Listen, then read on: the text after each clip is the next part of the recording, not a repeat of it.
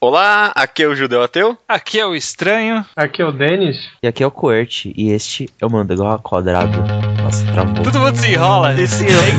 É muito bom isso, cara.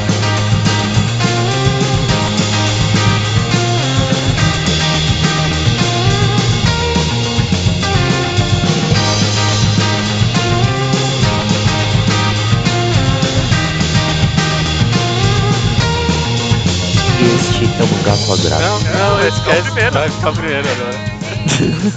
Não tem isso, não. Beleza. Ok, então aqui estamos nós, Estranho, tudo bem com você? Tudo bem, tudo ótimo. Mais um Mangá ao Quadrado, esse é o número 88, se eu não me engano, né? É por aí. Deve ser também, tá um pouco me importando. Essa semana a gente tá se reunindo aqui com 2 convidados, olha que legal, né? Uhum. Legal, a gente tá aqui com... Nossa, A empolgação foi ótima. nossa... É que piscou o WhatsApp aqui, mas prossiga. A gente tá aqui com o grande amigo nosso, Denis do Guiabô. Tudo bem com você, cara? Tudo bem, é um prazer estar aqui com todo mundo. Tudo bem? É um sonho estar aqui no Mangá ao Quadrado, tô me realizando. Quem é você, Denis? E o que você faz nessas internets pra estar aqui? Então, dizem que eu tenho um blog chamado Guiabô, Quiabo, vocês decidem. Eu escrevo nele sobre animes e mangás desde 2009. Maravilha, cara, tá ótimo. E também temos aqui o grande amigo também, o Quert, como a pessoa se sentir confortável, correto? Correto, tanto faz. Boa noite pra vocês dois, Boa pra noite. todo mundo. Tudo bem? Tudo Tá presente, tudo cara. O ótimo. que você tá fazendo aqui? Blogueiro especializado em animes e tal. Já tive 2 blogs, o Subete Animes, que eu era colaborador, e eu fundei o Argama. Fiquei um tempo lá. Atualmente tá um pouco parado, mas contribuindo aqui também. O Denis faz parte no Genkidama, um network, um conjunto de blogs brasileiro. É o primeiro da... Você conhece? Tem algum outro conjunto de blogs no Brasil, será? De anime? O Ao Quadrado, né? Foi mas não é o primeiro, né? Porque A gente veio demorou pra primeiro, cacete. Então... Não, tá ótimo. O Genkidama também, todo o pessoal de lá, grande amigo nosso daqui. E como você pode ver, Estranho, então chamamos aqui 2 blogueiros, 2 amigos nossos aqui que são especialistas em animes, né? Podemos falar, né? 2 especialistas em animes, pra revisitar o primeiro tema do programa, que ficou uma merda aquele primeiro episódio, né? Não come.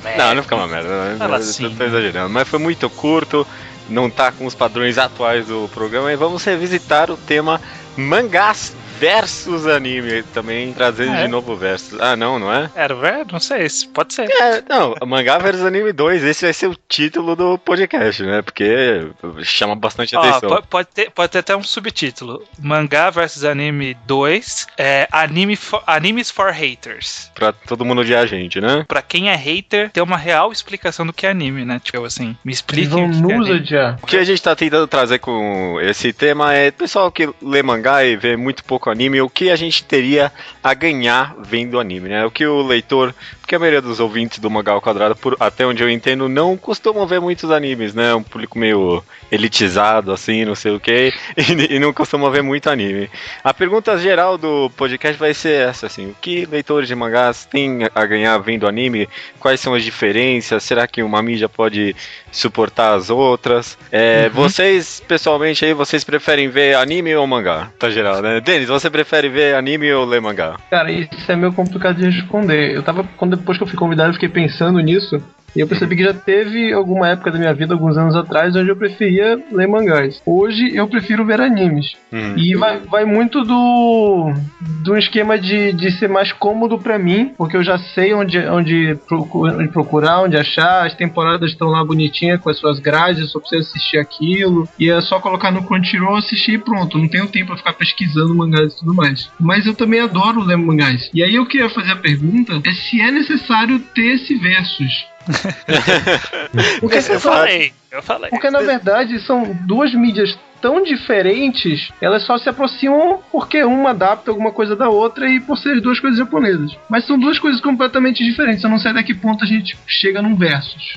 necessidade 100% assim, só temática, né? Só pra atrair ouvinte. Mas eu concordo, são duas mídias bem diferentes. E você, Quert, prefere ver anime ou ler mangá hoje em dia, pelo menos? Eu sempre preferi ver anime.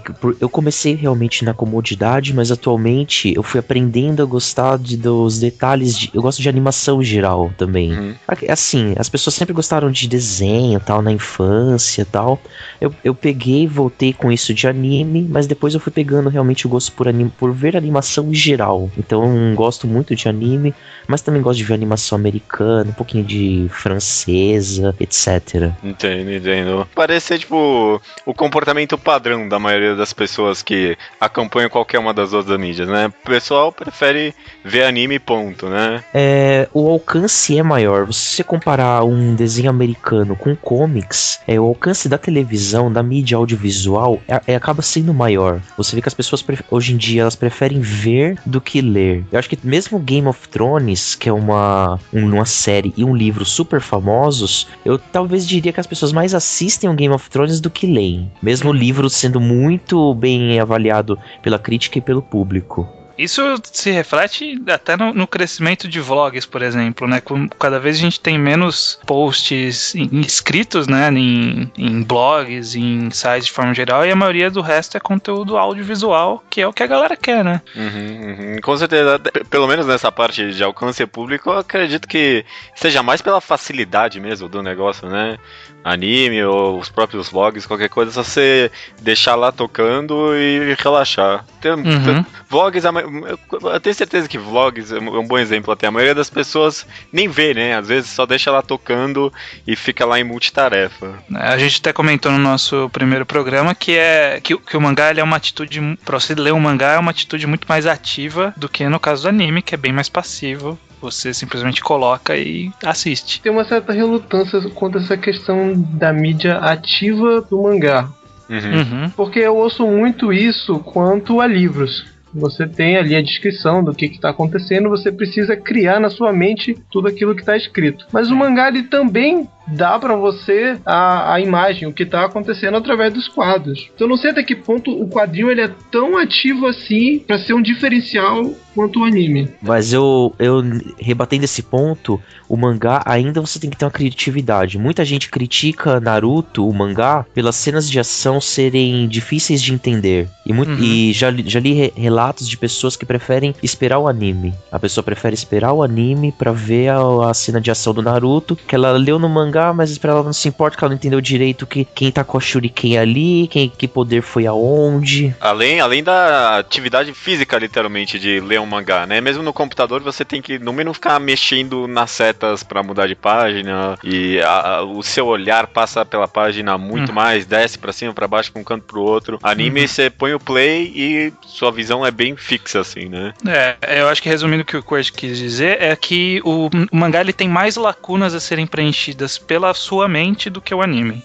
Pelo menos isso. Tem bem mais lacunas, seja questão de som, seja questão de movimento, que é o básico, né? Você fazer o preenchimento do movimento entre os quadros. São esses aspectos que acabam diferenciando nesse sentido. Principalmente os mangás que tendem a comprimir muitas cenas, né? Às vezes, né? Tem deixam bastante coisa pra interpretação ali. Eu posso colocar uma coisa mais sutil que talvez não entre muito na discussão. Quando a gente assiste animação de maneira inconsciente, né? Nós estamos fazendo esse complemento porque são quadros. Sim. Então eu não sei até que ponto assistir uma animação, ela não é mais ativa de uma forma cognitiva do que ler um quadrinho. Sim.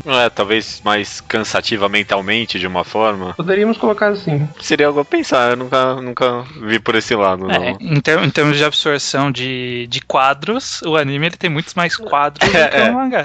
Em alguns segundos tem mais, né? A gente já fez vários programas aqui falando sobre o mundo mercadológico dos mangás, seja no Japão, seja no Brasil, como que funciona, como que sai em revista, quem que faz, qual que é o processo, periodicidade e tudo mais. Então eu queria entender melhor como que funciona essa indústria do anime, né? Como que se dá o processo de se criar, publicar, lançar um anime, vender esse anime. São várias perguntas, né? Então acho que o primeiro delas é quem que faz anime? Quem são os responsáveis para trazer os animes para nós? Existem duas tendências de animes. Existem várias tendências, mas eu vou focar em duas. Uma é a antiga, que a televisão precisava de algo para preencher um espaço. É o que ocorre no One Piece. Tem o One Piece passa no Japão de domingo, 9h30 da manhã. A televisão precisa de alguma coisa nesse horário, se alia com o estúdio de animação, com a editora do mangá, ou com quem faz um jogo, Pokémon, por exemplo, e eles criam um anime com o objetivo de atingir o maior número de pessoas possíveis, e então tem que ter a maior audiência possível. O foco do anime é esse. O maior número de pessoas possíveis assistindo e comprando coisas mais indiretamente. É como é feita a programação aqui no Brasil. Aí tem um segundo tipo que foi criado aos poucos, que teve toda a ascensão do otaku, do otaku, que desde os anos 60, o anime fez 50 anos ano passado com Astro Boy. Nessa ascensão com Yamato, Gundam, Macross, outros Evangelion, Code Geass, outros animes, teve toda uma evolução que hoje em dia a maioria dos animes, esse de temporada, Sword Art Online, por exemplo, ele é feito por uma série de empresas, mas principalmente uma que vai querer vender um Blu-ray caríssimo. 2 episódios custa, sei lá, $80. 2 episódios? 2 episódios. Puta que pariu! E eu achando minhas coleções de mangás caras. Pra dar um exemplo de um amigo nosso que já participou aqui do Mangá ao Quadrado, o Rubio, ele comprou 26 episódios de uma série que ele ama, chamada Horizon. Claro. Ele comprou na promoção de 92% off na Amazon, ou seja, na teoria quase de graça, e pagou R$400. Nossa. 92% off, cara. 92% off. Isso deve ter encalhado forte lá. Mas também eu não sabia que era tão caro assim. Agora faz mais sentido quando falam que vende, sei lá, 30 mil, sei lá, muito, né? Você vendeu 30 mil cópias, é uma venda gigantesca, né? Então, tá meio absurdo. Tem uma linha existe até uma linha chamada Manabi Line, que é uma referência a um anime bem antigo, Manabi Straight, que ele pagou as contas vendendo 3 mil cópias. Você precisa vender 3 mil do anime mais ou menos pra pagar as contas. Nossa. Porque sai tão caro. Então a maioria dos animes é focado nesse público bem nicho, então, hoje em dia. Isso. Uma empresa estimou em 300 mil pessoas o público-alvo do anime no Japão. Essas 300 mil pessoas, claro que uma vai querer comprar o Sword Art Online, o outro vai querer comprar esse Horizon, outro quer comprar vão datar o No Game No Life. E entre esses 300 mil são as pessoas, os otakus realmente que vão pagar esse preço absurdo e que mantêm a indústria atual de animes. Olha só, que curioso. Eu não tinha a mínima ideia. Então mesmo esses animes que parecem mais pra criançada, sei lá, tipo Hunter x Hunter teve anime novo aí. Estaria nessa segunda categoria também. Não, estaria na primeira. Passou de manhã o Hunter x Hunter. Agora só trocaram de horário porque realmente essa saga atual é muito violenta. Uma pergunta que eu acompanhando de fora, eu sei que existem as chamadas temporadas, né? No caso das temporadas de anime que estreiam toda estação lá com uma leva de vários títulos diferentes, esse é o segundo tipo. Isso. Não, os dois tipos, na verdade. É porque na programação japonesa meio que existe uma divisão a cada 3 meses que seria uma temporada, né? Isso. Eles estreiam uma renovação. Eles estreiam os dramas deles, as novelas japonesas também nesse mesmo esquema. E os próprios dramas, desculpa, eles são 3 episódios também, geralmente. É isso que eu ia falar. Normalmente, período de 3 meses dá mais ou menos umas 12, 13 semanas.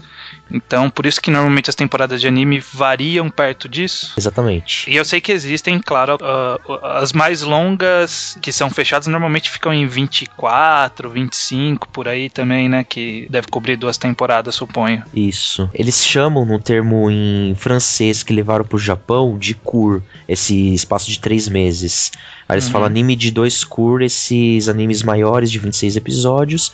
E os animes pra criançada é Fairy Tail, Hunter x Hunter. Esses animes são fechados. Toriko, bom exemplo.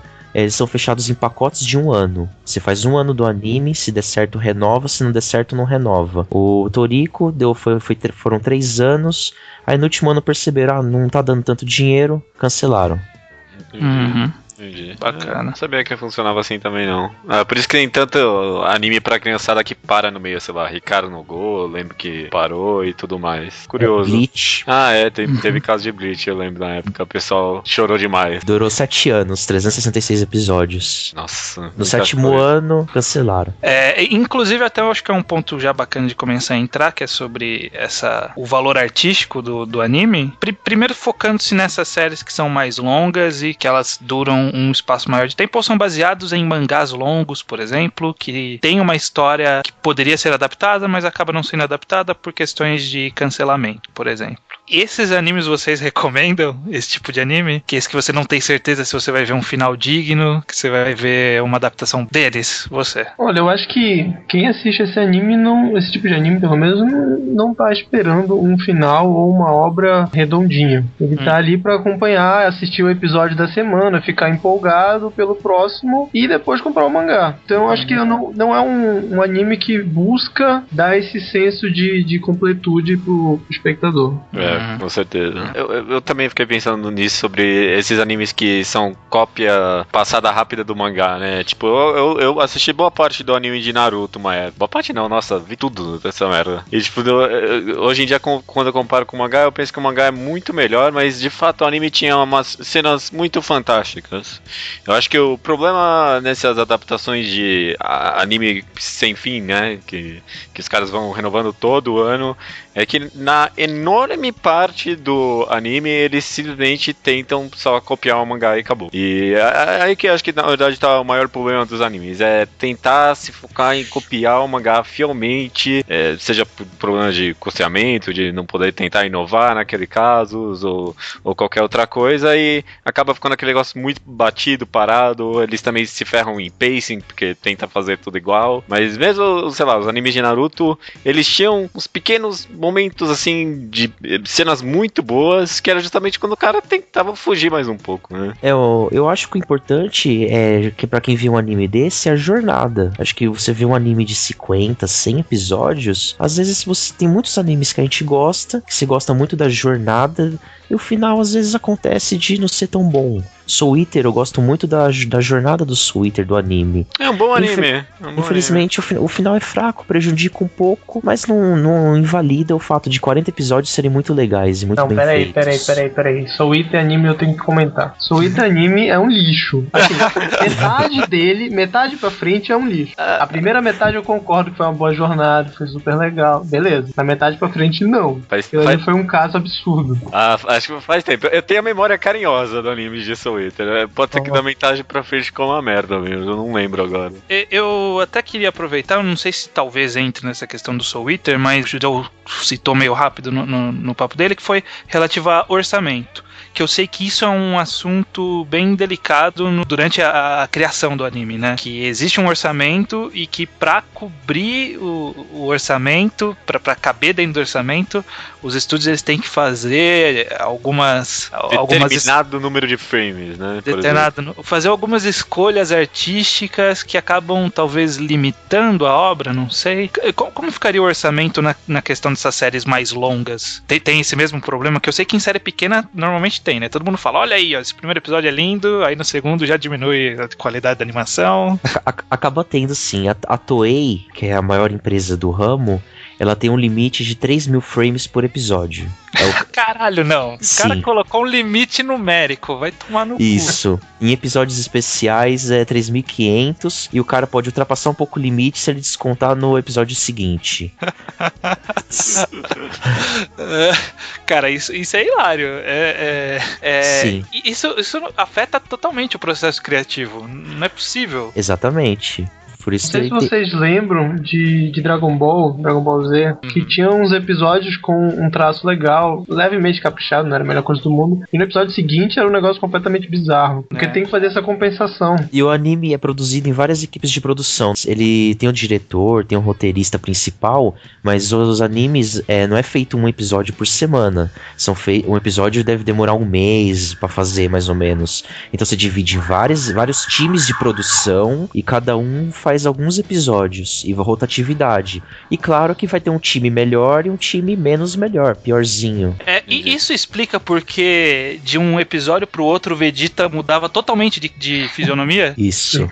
Ele ficava magro, aí ele ficava cabeçudo, aí ficava com uma testa de 1 palmo de altura, aí depois ele ficava com uma cara redonda. Cada episódio ele tinha um formato diferente, cara. Até por isso, muitos animes de 2 temporadas, de 26 episódios, atualmente eles passam metade antes, aí para 3 meses e passa metade depois. O Fate Zero foi assim. Por quê? Dá mais tempo pro pessoal fazer o episódio em si. Voltando no assunto anterior, os animes do primeiro tipo, pra criançada, a audiência no Japão, tipo, como aqui no Brasil, só tá caindo, no geral. Pois tem internet, tem PlayStation, tem um monte de coisa. Então as pessoas não assistem muito TV aberta. A audiência cai, o orçamento cai. Então esse tipo de anime tá sendo realmente...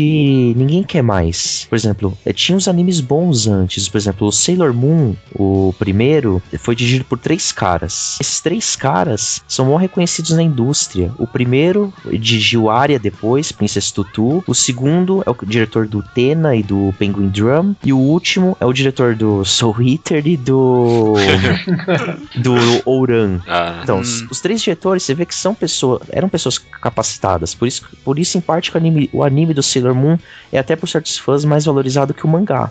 Mas é enrolado esse anime, hein? 200 episódios, 4 temporadas. Não, 200 e pouco. 200 episódios, só que só 100 é um pouquinho importante, e desses 100, só 50 são realmente importantes pro enredo, né? Então, né, como foi caindo realmente tudo isso, atualmente os diretores desses animes Fairy Tail são os caras que não são caras talentosos como antigamente. É uma galera meio segundo escalão, assim. A galera realmente, primeiro escalão, com potencial, é a galera que faz anime pra otaku. Por exemplo, ou vai pro cinema também, né? Talvez isso seja um movimento de começar a valorizar mais a mídia de animação como um meio de arte, não apenas um produto, né?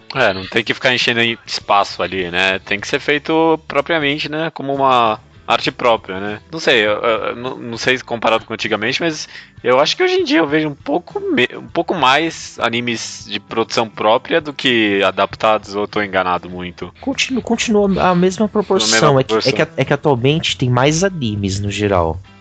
Tá. Mas existe muita produção de obras originais, ou mesmo baseadas em alguma outra obra, mas com uma pegada original, né? Uma adaptação específica para o formato de anime. Na minha visão, esses são os animes que eu considero assistir. Não sei se é muito preconceituoso da minha parte ficar olhando dessa forma, mas eu acho que normalmente a adaptação vai deixar a desejar de alguma forma, e se tiver coisa boa para mim vai ser original. Tô sendo babaca pensando isso? Eu acho que não é babaca, mas... Eu acho que tem...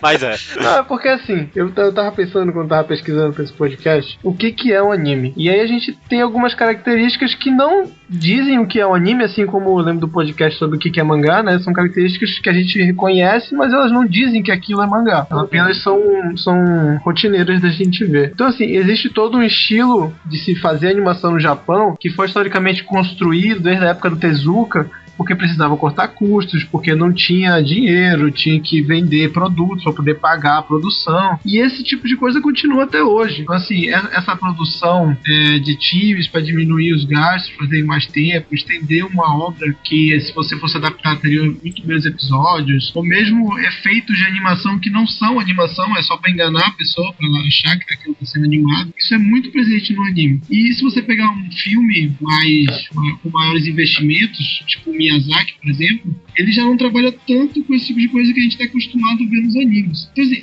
é melhor. Você pega um filme do Estúdio Ghibli e você tem um vislumbre daquilo, é um negócio fantástico. Mas até que ponto isso significa a experiência de assistir anime, eu não tenho certeza. Eu acho que um ponto bom, que a gente tá falando muito em orçamento, dinheiro, mas eu acho que algo muito importante que certos estúdios, certas produtoras estão deixando de ter hoje em dia, é ter um prazo suficiente. Dá um exemplo do Shingeki no Kyojin. Teve aquele trailer lindo que a gente viu em dezembro de 2012 que anunciou o anime. Aquele trailer não era cenas do anime. Fizeram um trailer e depois, 3 meses antes de começaram a fazer o anime. tinha o dinheiro suficiente, mas foi fazer literalmente um episódio por semana, chamando Deus e o mundo pra fazer. Por isso ficou um resultado que tem partes muito boas e partes você percebe que, tipo, terminaram 2 dias antes de passar. Essa temporada aí teve vários animes que começaram sem abertura, né? Porque não deu tempo pra fazer. Sério? Sério isso? Teve isso, não teve? Ping Pong, pelo menos eu sei que foi isso. Até o 3º, 4º episódio, o cara não tinha... Mas tava será que sem não abertura. Não foi uma escolha criativa? Não. A produção de Ping Pong tá bem atrasada. Ping Pong pelo menos foi isso. Mas teve uns outros aí também. Aquele do mesmo autor de Elfen Lied também acho que começou sem abertura. Teve uns aí. Não, esse do Elfen Lied começou normal até. Começou normal? É que não tem música abertura, mas isso é do anime mesmo. Tipo, é uma trilha sonora em si, não tem gente cantando. Mas só retomando um pouco a sua pergunta aí, estranha, sobre a validade ou não de ver animes adaptados de mangá. Eu antigamente acho que eu tinha o pensamento que nem o seu agora, que simplesmente não compensa ver nenhum anime que seja adaptado do mangá, porque os caras ficam presos num pacing doidos ali, não conseguem, só tem coisa a perder, a adaptação não dá certo, mas sei, hoje em dia acho que eu acho que depende, eu acho que talvez estejam contendo algumas mudanças da indústria dos animes. Um exemplo muito bom de adaptação de mangá que deu certo recente, que eu tô acompanhando agora, é o caso de Haikyuu. Porque em Haikyuu parece que eles se deram... Tudo bem, tinha bastante orçamento. E deixando isso de lado, parece que os caras se deram bastante liberdade de adaptar mesmo. De fazer com que aquilo desse certo num anime. Diferentemente do anime de Kuroko no Basket, que eles copiaram exatamente os golpes certinho, raio, bola que lança raio e tudo mais. E em Haikyuu eles deram a criatividade de deixar a coisa bem mais realística, né? Então não tem tipo aquele arco de vento gigante que tem no mangá, no anime, por exemplo. E que poderia estragar mesmo. Então eu acho que a adaptação boa pode acontecer quando os caras têm a liberdade criativa de fazer, né? Isso traz um pouco que eu tinha perguntado no começo, só que aí tentando associar um pouco a questão da indústria do anime e do mangá, né? Porque elas são tão próximas que os próprios fãs cobram que o anime ele seja a cópia do mangá, só que animada e com cores e com som. E talvez, pelo menos é uma coisa que eu acredito, o anime, ele realmente, como o Judeu falou, ele se sobressai quando ele se permite ser anime, quando ele entende que ele não é um mangá. Exatamente. É muito importante os criadores, tanto para qualquer caminho de adaptação, né? Perceber que mídias diferentes são linguagens diferentes e exigem abordagens diferentes, né? A gente vive falando de adaptação de anime para mangá, que os caras simplesmente pegam os frames e transformam em quadrinho. Cara, não dá, o formato é outro, sabe? Eu fui ler Madoka depois de ter visto anime. Eu li o primeiro volume sem ter visto anime, aí eu vi o anime e fui ler os outros. Não dá, cara. É muito mal feita a quadrinização.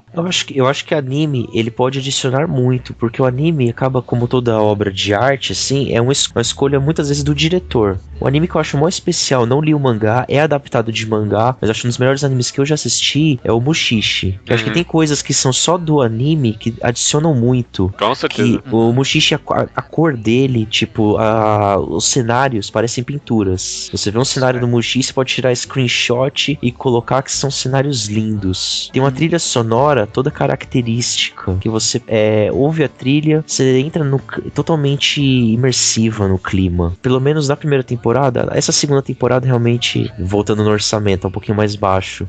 Mas é uma das melhores animações, assim, de personagem. Animação simples, mas fluida. Que tem...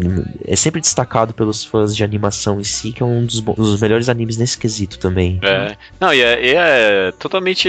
Eu imagino que os caras tiveram liberdade ali mesmo. Porque um episódio de Mushishi costuma ser um capítulo só do mangá. E anime não costuma fazer isso, né? Costuma colocar uns 2, 3. No caso, eles tiveram liberdade de fazer o negócio não enrolado, né? Como alguns poderiam ver, mas no pacing correto para aquilo, né? No tempo certo, com certeza. Além de, eu concordo, nossa, a direção de Mushishi é muito boa mesmo. É, bacana. Sobre o problemas de adaptação de anime para mangá, eu acho que a gente fala aqui que o problema é os caras tentarem copiar o mangá direto pro anime e o oposto, né?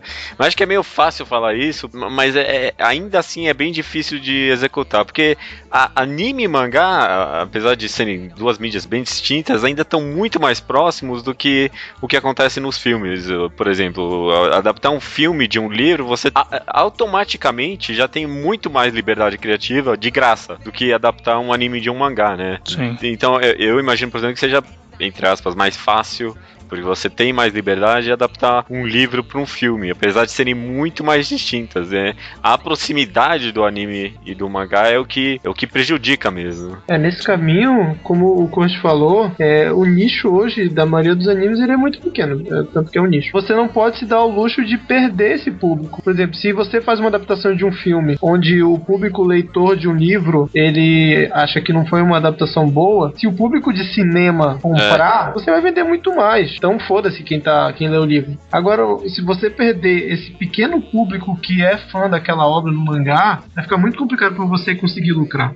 Porque lá no Japão, diferentemente daqui, o público de mangá é muito maior do que o de anime, né? Uhum. Até onde eu entendo, pelo menos. Não, eu acho que dos mangás do primeiro grupo dos mangás para o público geral, é mais ou menos o mesmo. O Dragon Ball tinha 15% de audiência, muita audiência pro Japão, mais do que vendia mangá. One Piece também tem 10% de audiência.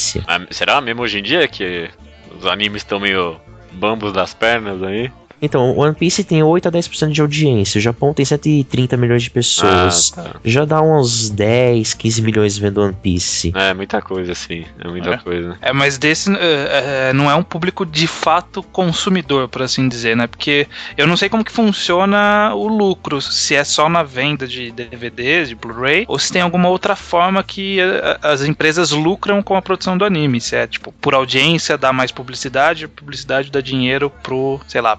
Eu acho que dá o dinheiro pro canal, não deve dar dinheiro pra produtora, eu não sei como que funciona isso. Licenciados. O Japão, o país dos licenciados. Então você vai ter bonequinhos, você vai ter travesseiro gigante. Isso é. Tudo. Game e tudo, tem razão. Verdade.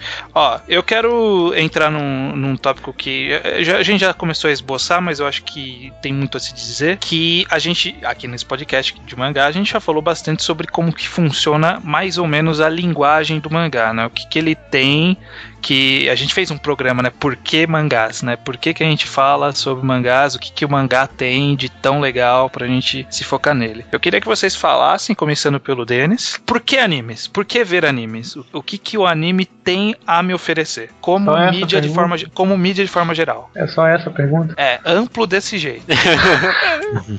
Por que você vê anime? Eu não tenho a mínima ideia. Porque assim, eu já tenho umas discussões com minha namorada porque ela gosta muito de série, né? E eu falo pra ela assim, eu não assisto série porque eu não tenho tempo de assistir série. Eu assisto anime ou assisto série. Porque se eu for acompanhar série e todos os animes que eu acompanho pra escrever e tal, eu não vou conseguir. Agora, por que eu escolhi anime e não série?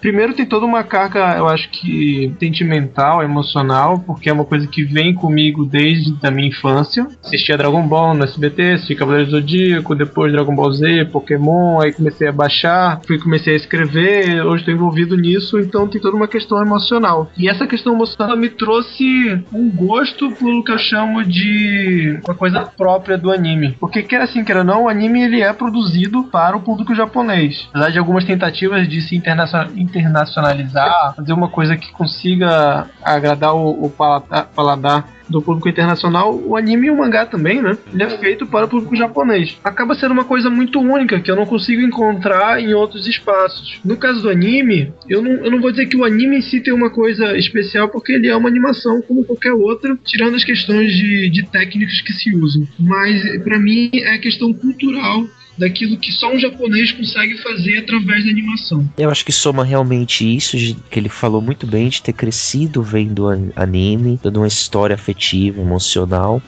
O fato de também gostar muito atualmente de animação em geral. E também eu acho que certos tipos de história são, do meu gosto, são oferecidos pela animação japonesa e não talvez por série. As séries americanas têm certos tipos de histórias próprias. próprias, assim, por exemplo, o Procedure, aquela série policial, do CSI ao True Detective, a tantos outros. Animes têm coisas que realmente me atraem, um shounen, uma história de amizade, e atualmente vendo também, escolhendo um pouquinho de cada coisa. Tem coisas que realmente, por exemplo, eu acabei de ver um episódio Clímax do Hunter x Hunter, aquilo foi especial.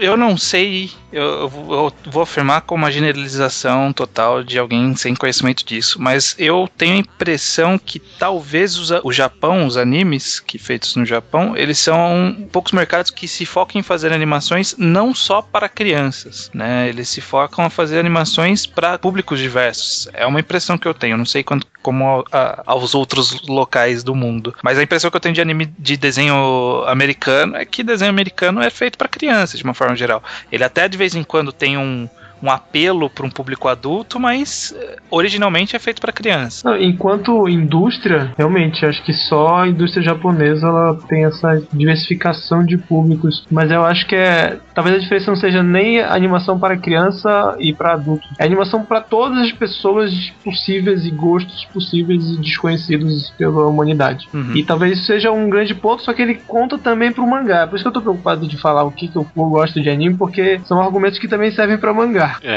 Eu falo, não, gosto porque os japoneses têm esse jeito de contar a história. Tá, eles também fazem isso no mangá. Tem anime pra tudo quanto é gosto. Tem anime de bartender, tem anime de chá, tem anime de titãs. Tem no mangá também. Mas isso sim é uma coisa que chama atenção de qualquer forma. Assim, tem animação em outros países, mas eu acho que o Japão, Denis falou muito certo da indústria. Porque em outros países você vê animação adulta, mas ela é totalmente querer ser independente, querer ser hipster. Uma animação pra festival.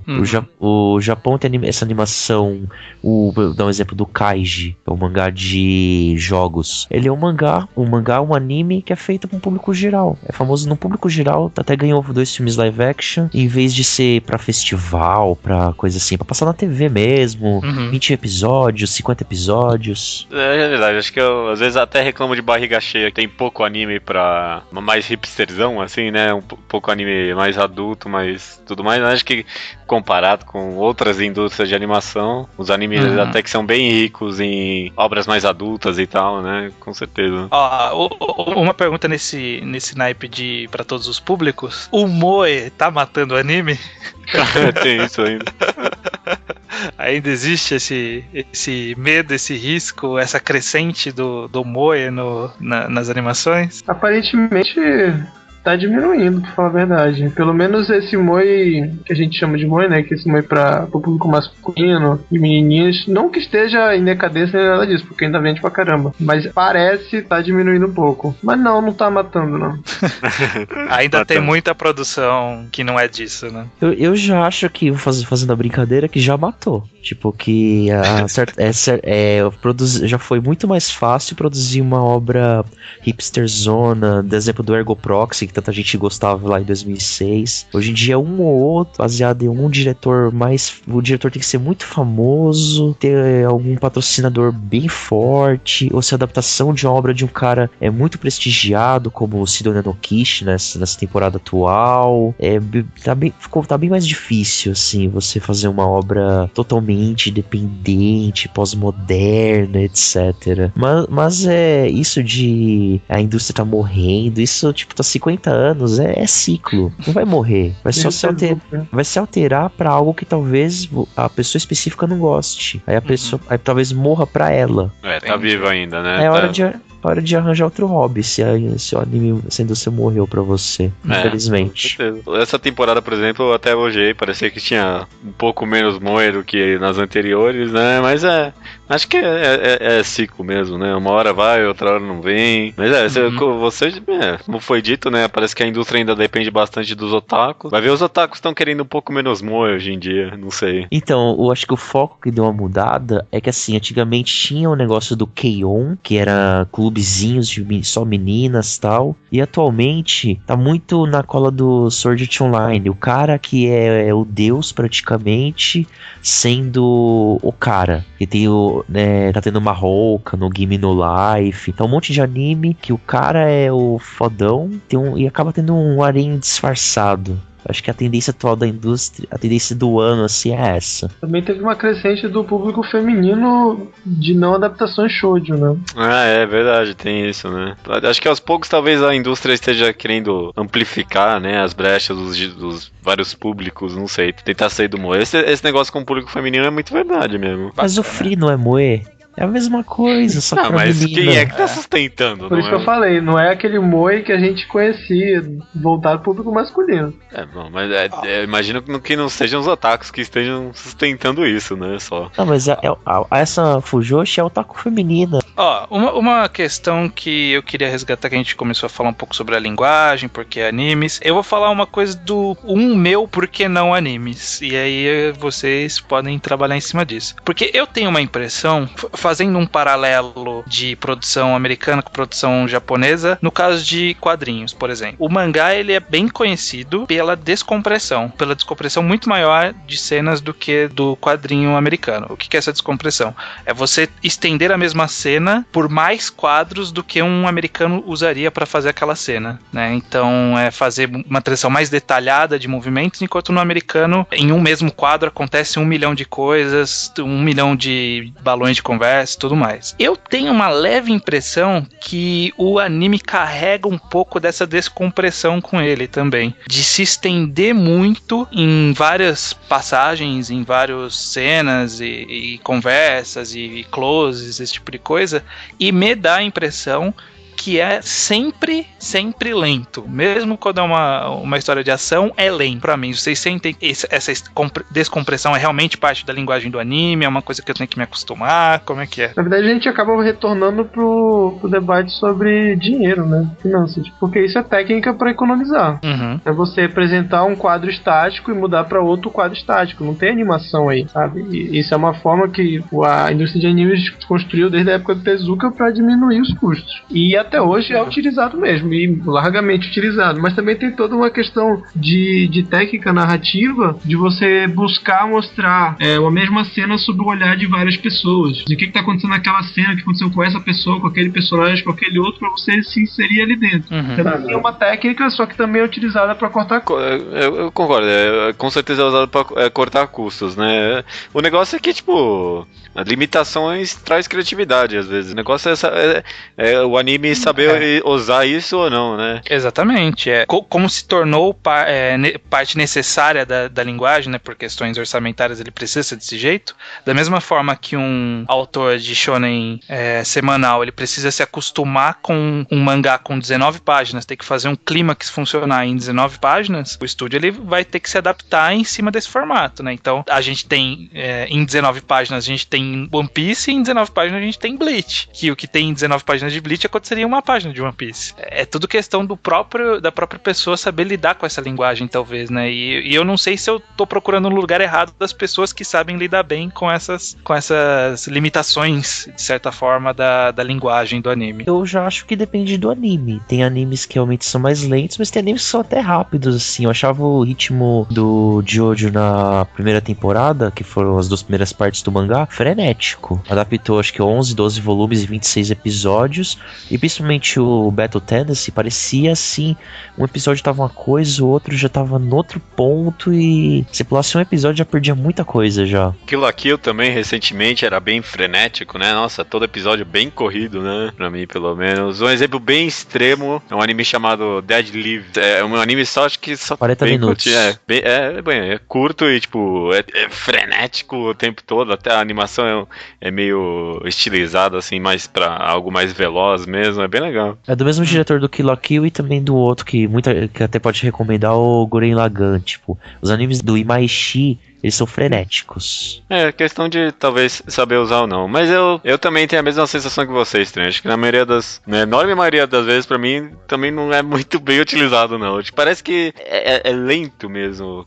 Talvez eu que seja meio disperso, não consigo prestar atenção o tempo todo nos animes. Uma coisa que eu acho que eu vi algumas vezes nos animes que eu gostei de forma geral, que eu vi que parecia uma saída boa pra esses casos de partes estáticas ou muito lentas, que os japoneses acabaram aprendendo a usar muito bem a trilha sonora para cobrir lacunas de ação, sabe? Por exemplo, que eu gosto bastante, que eu sempre falo, que eu gosto bastante de Cowboy Bebop. E Cowboy Bebop é isso. A Ed tá andando no deserto, é a musiquinha, sabe? Vamos pôr uma música foda aqui pra essa animação repetida dela tá andando no deserto, você não perceber porque você tá curtindo a música tá te deixando no clima e tudo mais. E isso eu acho que é até uma vantagem que aprenderam a usar em alguns casos. Eu não sei se generaliza. Talvez esse seja...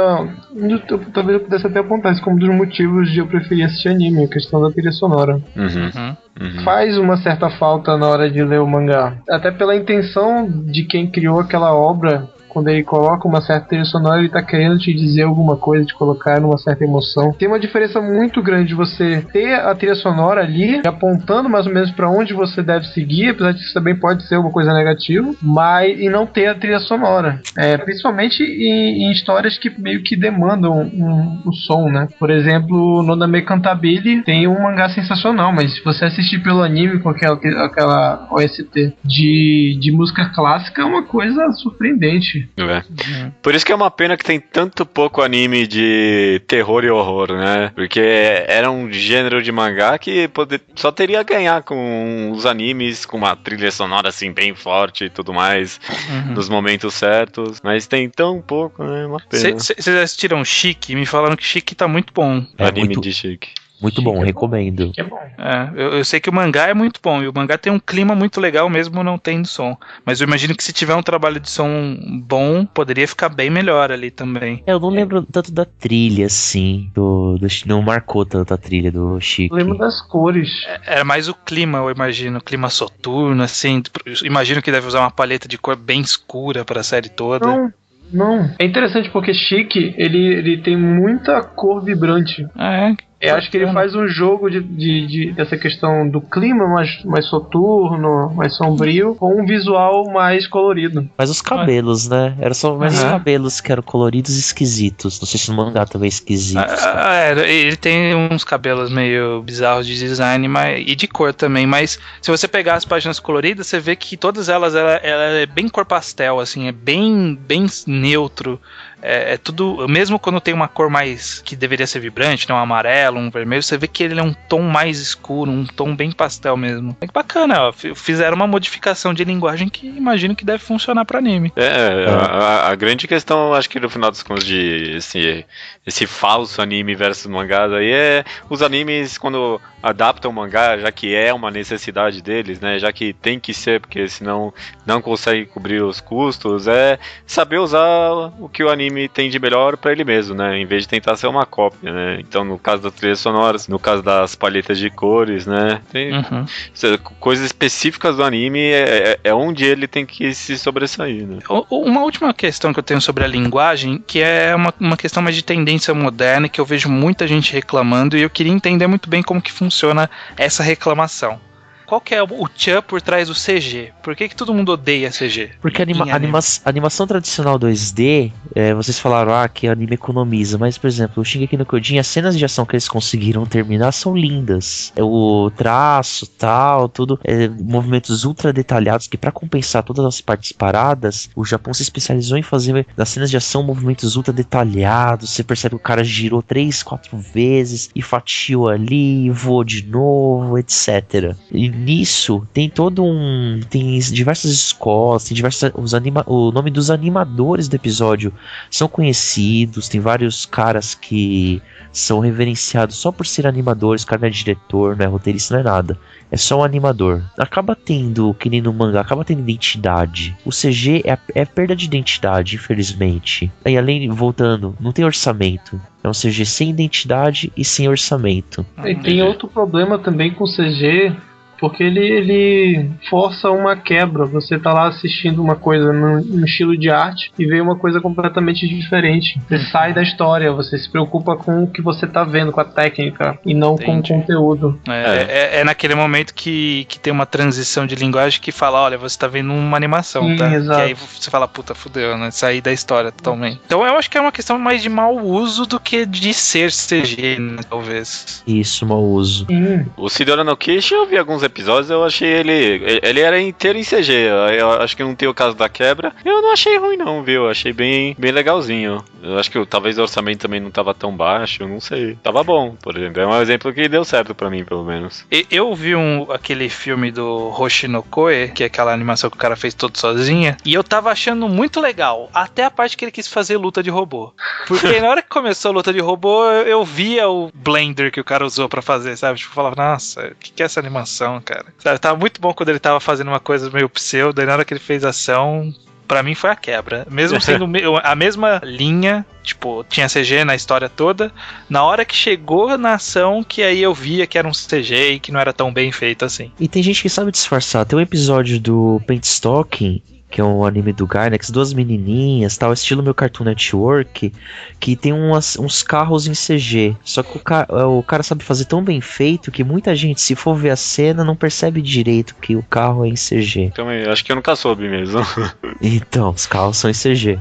Dessa temporada também, né? Ping Pong tem uns CGs ali, Haikyuu também tem uns CGs, né? Acho que talvez com o tempo os caras aqui é algo muito recente também, né? O CG, acho que na animação em geral. Talvez a gente tá passando talvez uma fase de transição, com o tempo os caras vão pegar o jeito de fazer o negócio. Baratear também. Infelizmente, um filme que esses filmes que a gente ama, da Disney, da Pixar, da DreamWorks, é 100, 150 milhões de dólares cada um. Não sei quantos anos um frame ali, né, que os caras fazem. Então é o seguinte, suponha que eu esteja interessado em ir atrás de anime. Suponha, por exemplo, que eu que eu tenha assistido, sei lá, Cowboy Bebop, gostei, eu assisti Madoka e gostei, assisti Evangelion e gostei. Tô interessado em ir atrás de mais disso. Eu tenho que procurar histórias do mesmo estúdio, tenho que procurar histórias do mesmo diretor, histórias do mesmo animador. Como que funciona? Porque no mangá a gente sabe que de mangá pro outro, do mesmo mangaka, normalmente a gente sabe que vai manter-se mais ou menos a qualidade. Como que funciona no anime? Tem algum caminho assim ou é uma coisa mais história a história? Existem alguns diretores de elite.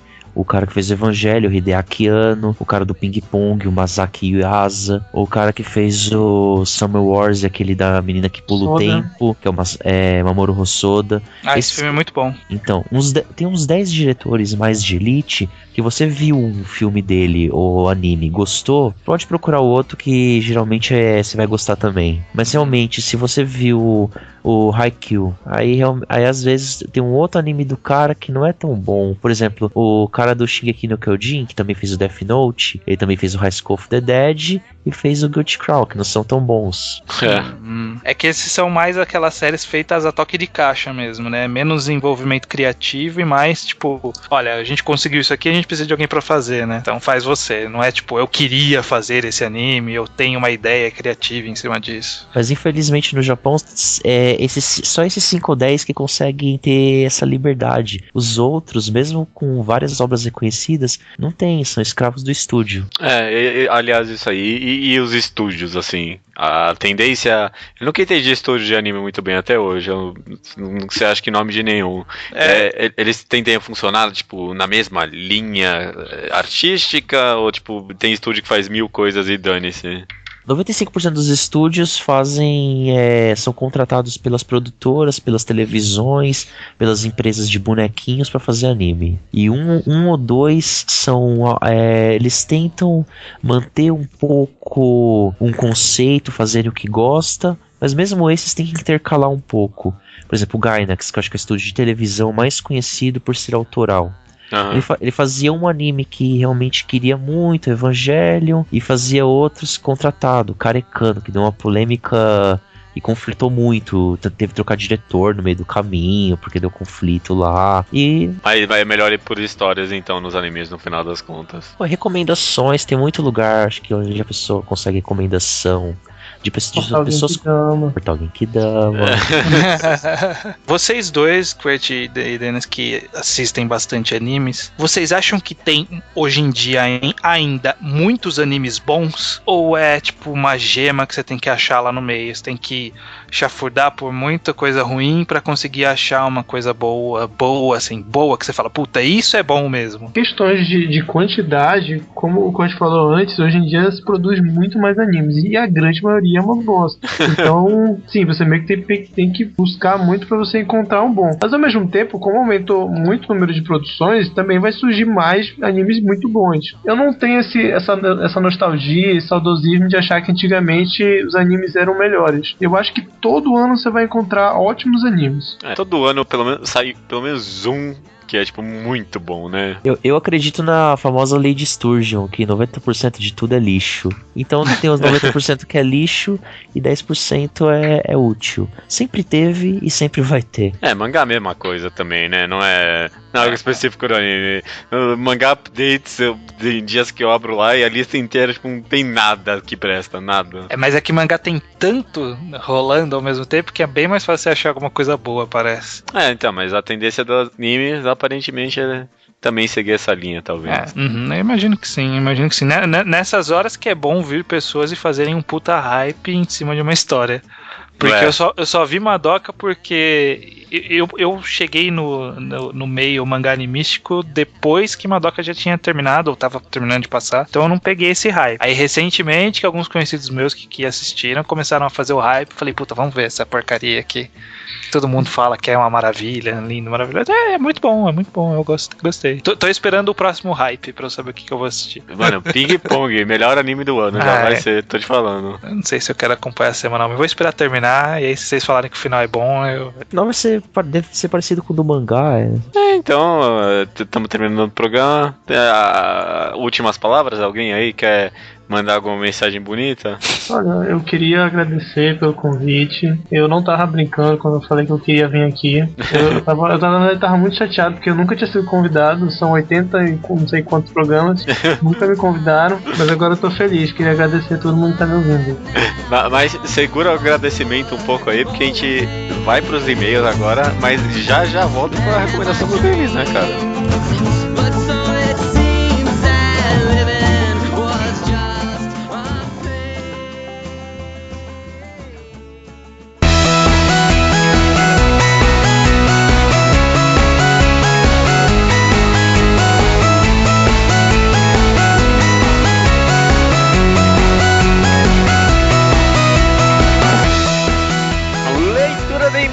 Estranho. Leitura de e-mails, Judeu Ateu, do episódio 87, Discutindo na Internet, olha aí. Discutindo na Internet, que é o que estamos fazendo agora, né, cara? Exatamente, estamos sempre aqui fazendo, toda semana, se possível.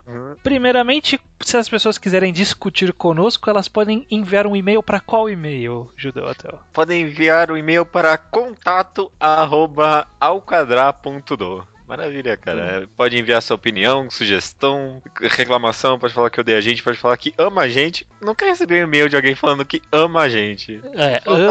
Amar é uma palavra muito forte. Não, falta amor nesses e-mails. E pode enviar também a recomendação em áudio. Você recomenda um mangá em áudio pra gente, a gente coloca aqui daqui a alguns programas. Exatamente. Lembrando que ainda existe um sorteio de um volume de Yokokuhan. A gente ia sortear 2 volumes, né? Um pra quando tivesse 200 curtidas no Facebook. Já saiu, quem ganhou foi a Nicole. Parabéns, Nicole. Parabéns. E no Twitter ainda tá pra sair. A gente tinha falado 650 seguidores, a gente ainda não tá lá. Tem as instruções no post, você segue as instruções no post pra saber como concorrer. Talvez a gente sorteie antes, mas ainda não. Ainda não, acho que dá pra esperar, sejam pacientes. Sim. Sobre mangás enquadrados de contagem regressiva até o número 100. A gente tá com esse projeto super legal, os 5 mangás... mangás... 4? 4 porque o quinto é uma safadeza lá, né? Tudo bem. Será que a gente conta também essa safadeza? Acho que a safadeza a gente pode... Vai ser legal pegar de surpresa o pessoal com essa. Beleza. Tá, então, os 4 mangás enquadrados do 96... Não, do 96 ao 99. Do 96 até o 99 vão ser mangás enquadrados, aqueles programas que a gente analisa os mangás por inteiros, com spoilers e tudo mais, vai ser uma super jornada muito divertida. E agora a gente vai revelar quais vão ser esses mangás, correto? Olha só, correto, exatamente. Vai ser uma lista curiosa, ó. Vamos lá. Primeiro, é um yaoi que a gente não recomendou, porque é uma indicação da Yukinami, que ela ganhou esse direito de escolher um mangá enquadrado. E o mangá que ela mandou vários, o que a gente escolheu chama Copérnicos no Kokyo. Ok. São 2 volumes, a gente ainda não leu, eu li ainda. Não, eu não li ainda não. Eu só sei que é um yaoi e que aí, ó, pode rolar toda uma discussão interessante sobre o yaoi, sobre a obra em si, né? Exatamente, a gente já foi atrás de convidado para ajudar a gente nesse programa. Maravilha. Aguardem mesmo. O segundo, na verdade não tem ordem, a gente não definiu a ordem, mas outro que vai ter, a gente pensou em fazer de Yokoku-han, se ele terminar de sair no Brasil até lá, né? Tem quase 2 meses até o programa, então é pra terminar. Yokoku-han tem chances. Tem um reserva aí, caso Yokoku não dê certo. Mas melhor não revelar o reserva, vai que as pessoas querem mais o reserva do que o Yokoku-han, né? Exatamente. Estamos segurando esse cartucho também, mas a gente tem uma reserva para Yokoku-han. Se a gente vê que a JBC vai atrasar, a gente revela de antemão. Maravilha. O terceiro é Oyasumi Pum Pum, cara. Finalmente! Nossa, puta que pariu, não dá nem pra acreditar. Esse programa a gente tá prometendo há muito tempo, finalmente vai sair. Tem alguns convidados bem especiais programados para esse programa, né? Olha só. Vai tudo depender de ninguém furar, mas vai ser um programa bacana. Vai ser um programa bacana. Tem bastante coisa pra discutir sobre, né? Não sei. Talvez a gente faça só o final do mangá, não sei. Vamos ver. Não são muitos volumes e a gente sabe que muita gente já leu. Quem não leu tá atrasado. Tá atrasado, porque já falamos demais desse mangá, né? Já falamos. E pra finalizar, essa ninguém esperava, porque não é um mangá, não é um manhwa, não é quadrinho, é Madoka Mágica. Cara, que incrível! É um mangá, teoricamente, né? Tem um mangá. Mas a gente acho que vai falar principalmente do anime, né? Exatamente, então já tá programado também, temos convidados, vai ser bacana. Tudo em comemoração a isso aí. Nossa, cara, que negócio incrível, né? Caraca, eu vou gostar desses programas. Eu acho que a maioria das pessoas já deve estar meio engatilhado na leitura de todos. Possivelmente, menos esse yaoi aí, né? Menos esse yaoi que ninguém conhecia, só Yokoku-name. Então todo mundo leia o yaoi e se prepare pros outros, porque vai vir com força. Nossa, cara, olha, que hype totalmente desnecessário, né?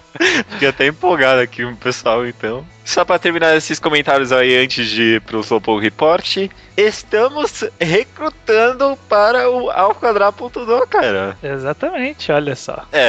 Não pra falar no podcast, porque vocês não servem pra isso, mas você que quer escrever no blog, antes de começar o podcast, eu e você, né, a gente escrevia bastante nos blogs, aí começou um monte de coisa, a vida não tá fácil pra ninguém, mas a gente sempre gosta que tenha coisas escritas no blogs, que tenham textos interessantes que nem sempre dá pra comunicar pelo podcast, reviews, análises, qualquer coisa. A gente tá recrutando pessoas para escrever no blog. Então, se você tem interesse de escrever pra gente, a gente não vai pagar nada, né? Só pra não, vai ser pelo trabalho, que a gente não cobra nada pra ninguém pra fazer o podcast mesmo, então. É isso aí, o orgulho próprio vai ser a sua recompensa.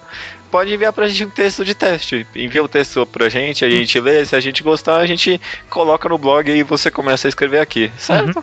Pode escolher algum das categorias que a gente já tem no blog pra você fazer um texto de teste, ou você cria uma nova que seja justificado e traz pra gente. Já estamos trazendo outras colunas escritas aí, a gente tem tem coisas cartucho por trás dos panos aí, né? A gente tá tentando trazer, vai funcionar, então mais posts vai ser mais bacana também. Olha só, cara. O Ao_Quadrado cheio de planos milaborantes, né? Coisa e tal. Olha só, né? Quem vê acha que a gente é organizado.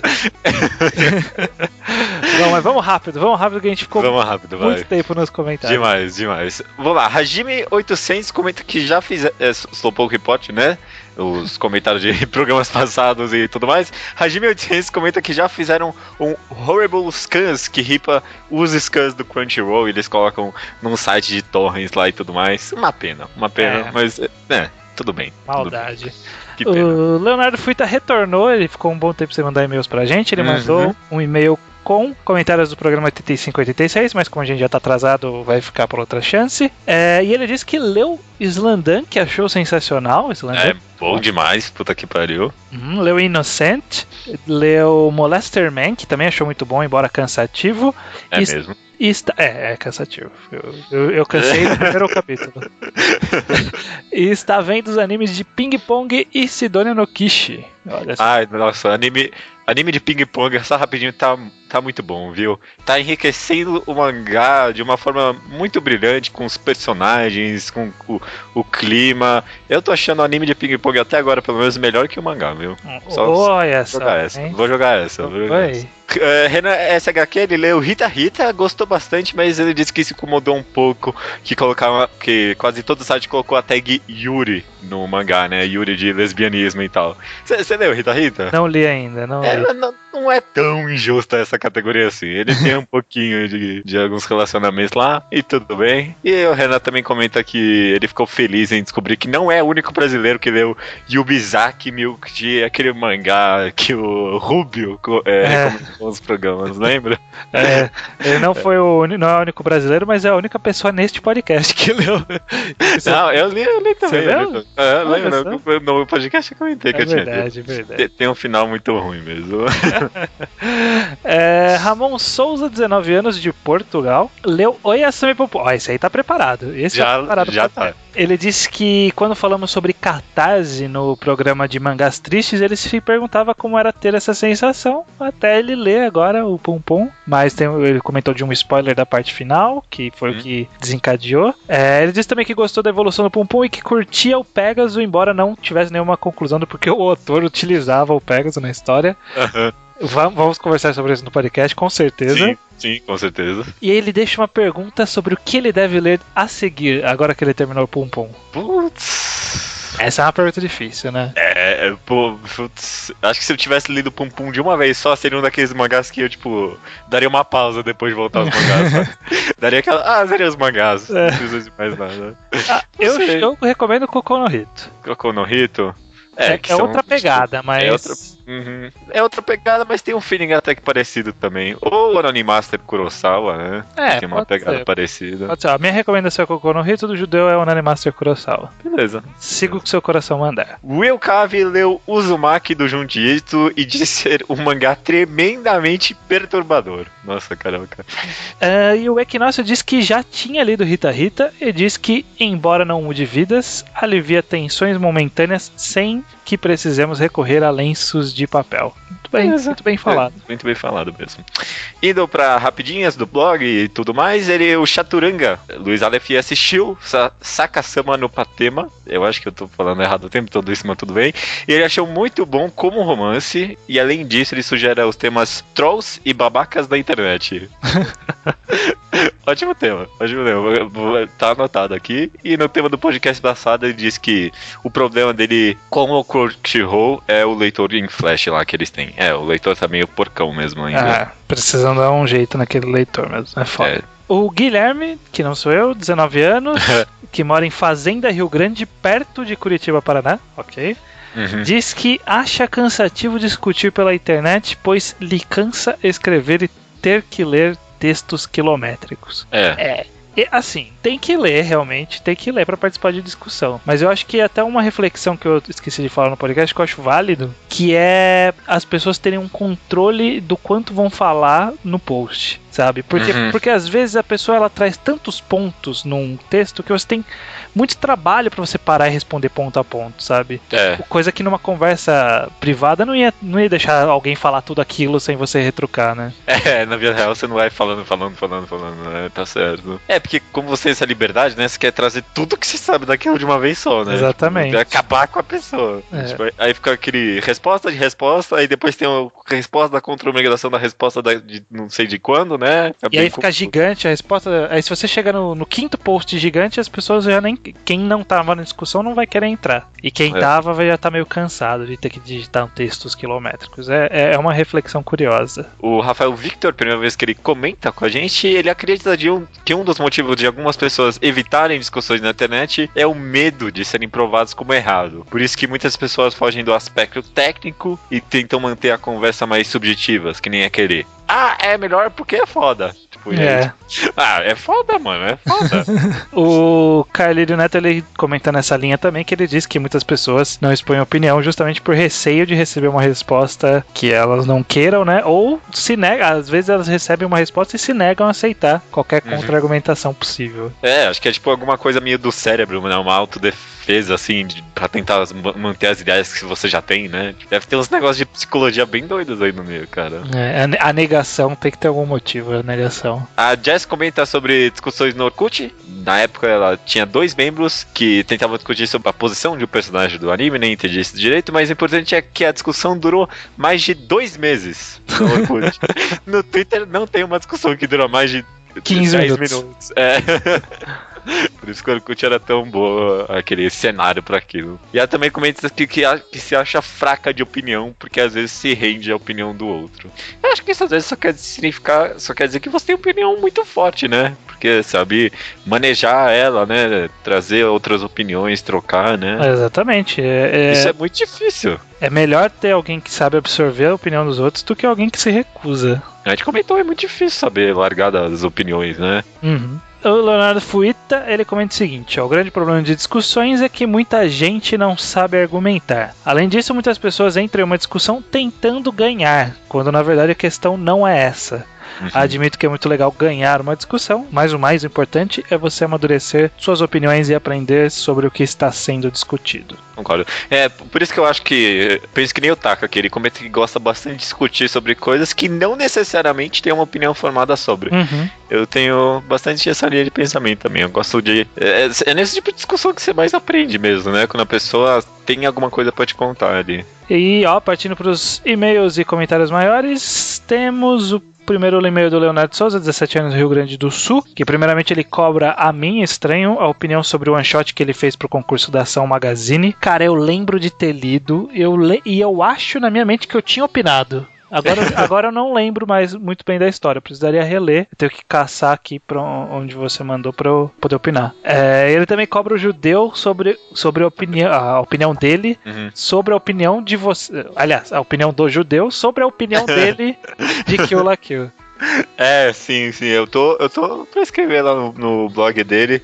Na época que saiu aquilo aqui, eu sempre comentava com ele no Twitter, ele me cobrou a opinião do post dele. Eu vou responder pra você, Leonardo. Pode fica tranquilo de coração. Ele diz o seguinte: primeiramente, devo dizer que adoro discutir e é uma das coisas mais enobrecedoras, como já citado no podcast, da discussão nasce a luz. Porém, um dos maiores dramas é a maldita frase vai da pessoa. Um dos maiores causadores disso é o entendimento do conceito de discutir. A maioria das pessoas entende discussão como briga. Desde pequeno eu ouço a frase não discute com os mais velhos, algo que sempre me entristeceu muito, já que às vezes eu tinha certeza que sabia mais que eles. Acho que nunca escutei isso não, pra mim. Não discute com mais velhos? Não. Eu já ouvi algo similar, não exatamente desse jeito, mas essas frases tipo, né, eu sou adulto, eu sei o que eu tô falando, sabe? Tipo de coisa sempre tem.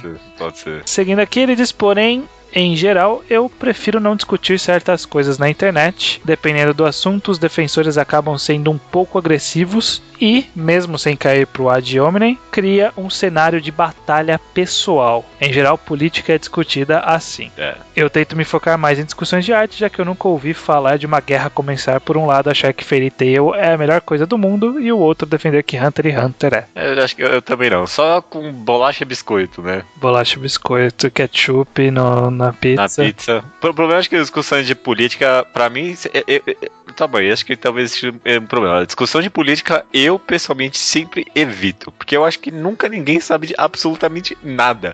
As pessoas gostam de fingir que sabem o que tá acontecendo e que sabem de alguma coisa, mas eu leio algumas discussões sobre política às vezes e tipo, a pessoa fala das coisas como soubesse, mas eu acho que ninguém sabe, não. Eu acho que política é uma coisa que seria legal discutir se as pessoas não tratassem política como um time de futebol. Porque quem gosta de uma determinada ideologia não se dobra de jeito nenhum a nenhuma argumentação, não importa o que você fale, a pessoa ela vai continuar batendo na mesma tecla. Então, eu não discuto política, eu tento evitar, né, às vezes quando rola, mas eu evito justamente porque eu sei que realmente não há mudança de opinião. Jamais ouvi. Não sei, talvez eu também não tenha conhecimento bastante pra falar. Enfim, também não discuto.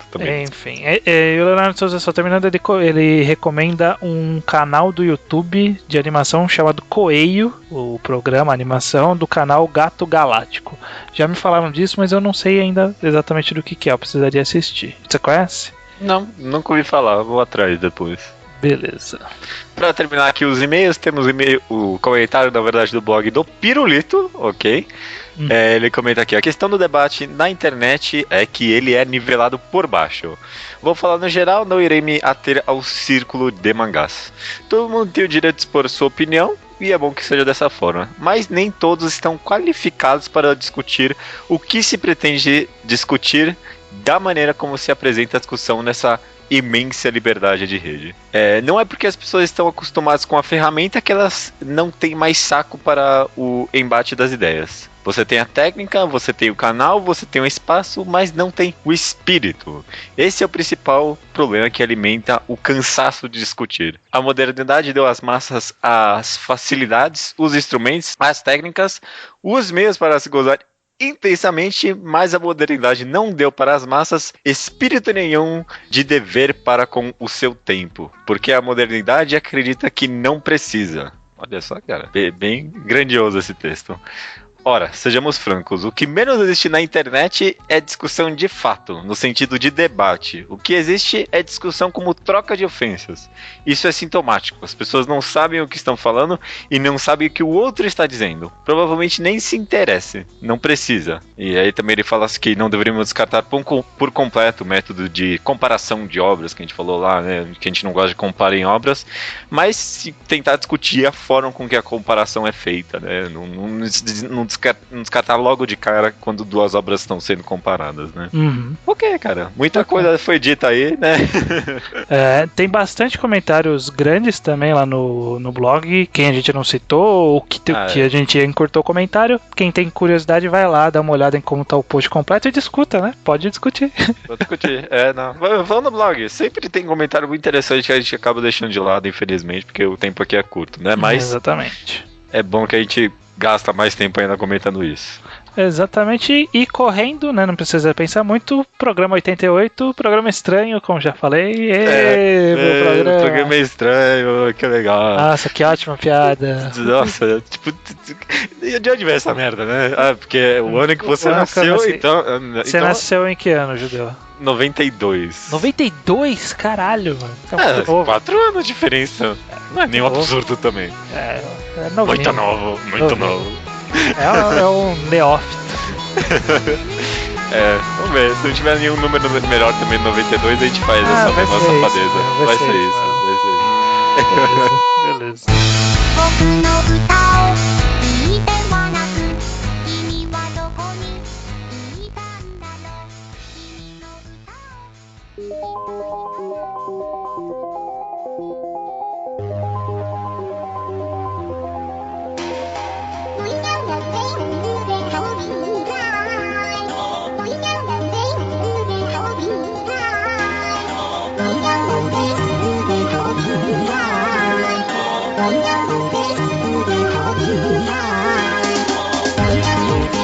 Recomendação da semana então, estranho. Não é minha nem sua, é do nosso amigo aí, Denis. Né? Beleza? Beleza. Então, eu vou recomendar um filme que normalmente a gente encontra as melhores animações técnicas em filmes. E é um filme que eu acho que talvez a maioria já tenha até assistido, mas quem não assistiu eu tô recomendando. E eu acho que quem ouve o Mangá ao Quadrado vai gostar, que é Páprica, do Satoshi Kon, falecido Satoshi Kon, um diretor que todos apontavam como novo Miyazaki, dentro do seu estilo, mas ele acabou falecendo. E bem, Páprica é um filme de 2006, criado pelo estúdio Madhouse. Ele gira em torno da criação de uma máquina chamada Decimini, que possibilita a visualização perfeita dos sons, criando a oportunidade de explorar de forma única o subconsciente das pessoas. No entanto, antes desse novo tratamento ser aprovado, os Deciminis são roubados e o subconsciente de várias pessoas começa a ser invadidos e deturpado. Em meio a isso, um policial chamado Konokawa Toshimi, que após não conseguir resolver um caso, começa a sofrer de uma ansiedade neurótica, é tratado de forma extraoficial por essa tecnologia através de uma garota, a Páprica. Enquanto a situação fica cada vez mais complicada, a chefe de desenvolvimento dos DC Minis procura encontrar uma solução para tudo, onde a realidade é constantemente posta à prova. Esse anime é muito bom, eu acho que ele mostra muito o que o anime pode fazer. Se esse podcast era anime versus mangá, eu acho que aqui você vai encontrar aonde o anime pode chegar e que o mangá não pode. Seja na utilização das cores, dos movimentos, da trilha sonora. Aqui, se você não gostar de Páprica, então desiste de ver anime. Olha, não, calma, que isso, que violência. Caraca, ó. Que responsa. Nossa, Responsa do Páprica. Eu vou assistir, eu ainda não assisti. Tá na minha lista aqui faz mó cara e eu ainda não assisti. Páprica é bom. Não é um dos melhores lá do Satoshi Kon. Não, eu gosto. Acho que quem escuta o Mangá ao Quadrado tem bastante chance de gostar de Páprica também, porque é um negócio bem pseudão, assim, né? Bem pseudo e cheio de simbolismo e tal. É um bom anime. Acho meio overrated, mas... Pronto. É o filme mais pop dele. Não, tem Perfect Blue, né? Não, esse Perfect Blue o cara mais casual, é um filme estranho. Tá, pode ser. Mas Satoshi Kon só pode pegar qualquer um dele, acho que dá pra ver tranquilo, assim. Eu não vi nenhum. Não? Nossa, cara. Eu só li um mangá dele, que é aquele Return to the Sea, que é bacaninha. É verdade, ele tem esse mangá. É legalzinho mesmo. É bacana, é bem legal até. Eu tenho um post disso. Pra você eu começaria por Perfect Blue, um filme mais diferentão e tal, e o pessoal lembra que tipo, é bem parecido com o Cisne Negro, e foi feito 15 anos antes, 12 anos antes. E Páprica é bem parecido com Inception. Sim. É verdade. É isso então. Muito obrigado, Denis, pela recomendação e pela participação. Agora sim, encerrando de verdade o podcast, né? Alguma coisa que qualquer um dos dois quer falar? Não, só acessem o Guiabô, linkdão.com.br/Guiabô, e obrigado novamente. Falou, pessoal. Obrigado eu. E você, Gert? Como diria o ET Bilu, busquem conhecimento, genkidama.com.br. Nossa. Que slogan. Lindo, cara. Não vejo forma melhor de encerrar o programa. Até semana que vem, então, estranho, e obrigado mesmo. Você quer falar alguma coisa? Desculpa. Até semana que vem. Não, já tá subindo a música. Toda semana eu tô aqui. Se eu quiser falar, pode semana que vem.